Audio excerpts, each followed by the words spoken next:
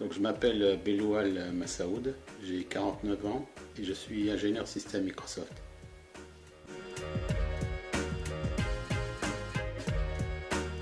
Donc, depuis la troisième, j'ai fait une seconde générale, première scientifique et une terminale scientifique. Et donc un bac scientifique que j'ai obtenu à la fin de ma scolarité.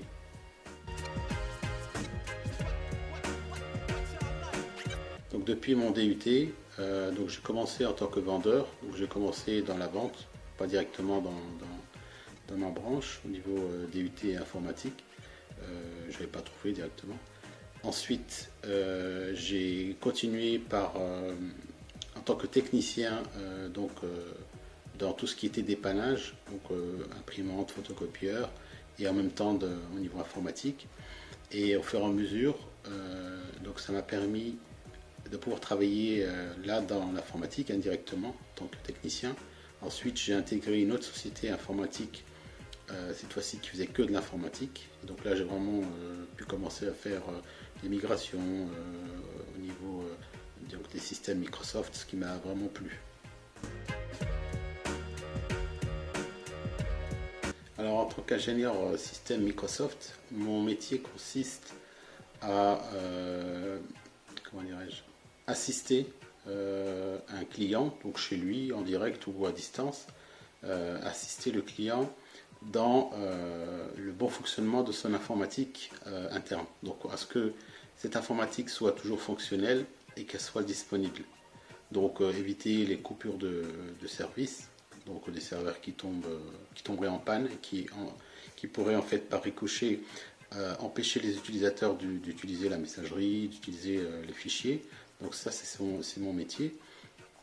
Ensuite, aussi dépanner le matériel, donc faire du remplacement de matériel, donc la mémoire, les disques durs, et aussi faire de la formation. Donc lorsqu'un nouveau système ou une nouvelle application est installée chez un utilisateur, donc, on a eu le cas avec la migration vers les nouvelles messageries Microsoft, on a dû former les utilisateurs à l'utilisation de Outlook. Donc former les gens, prévenir et maintenir l'informatique en interne et puis faire des projets pour l'amélioration de l'informatique en interne aux clients.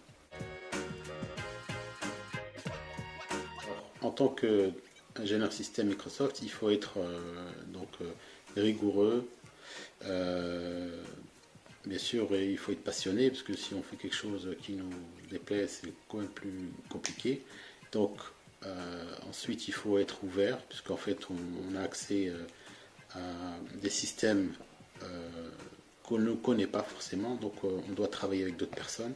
Donc, l'ouverture est indispensable, ainsi que le fait de s'ouvrir aux autres. Par la voie classique, vous pouvez faire, comme je l'ai fait, on va dire un DUT en informatique, un BTS en informatique, donc après le bac, ou alors une licence en informatique, donc toujours après le bac. Donc ça c'est plus une année en plus, donc c'est bac plus 3.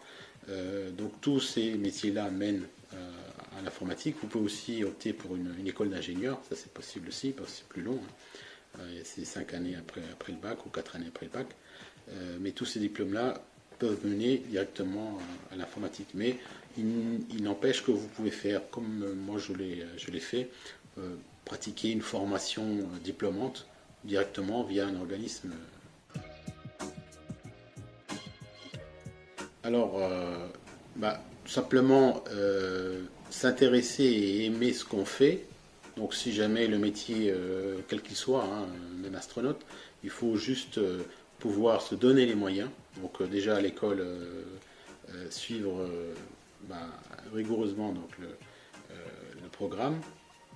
Et ensuite se donner les moyens, donc travailler sans relâche, il n'y a pas de secret. Donc je donnerai mon mail à Camille par rapport aux personnes qui souhaiteraient me contacter. Donc je le ferai avec plaisir.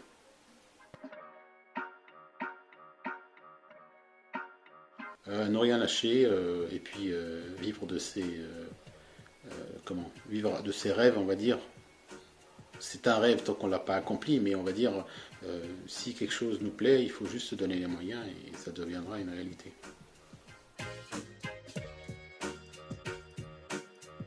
Alors je n'ai pas réellement de film préféré, il y en a beaucoup, mais il y en a un qui se détache un peu, c'était Out of Africa dans les années où j'étais plus jeune, c'est un film qui m'avait marqué. Mais sinon, tout ce qui est manga, j'aime bien, animé, ça j'aime bien aussi. Voilà, tout ça j'aime bien comme. Et tout ce qui est documentaire scientifique sur les chaînes Science et Vie que je regarde aussi, sur l'astronomie, donc tout ce qui a rapport à tout ce qui est un peu technique.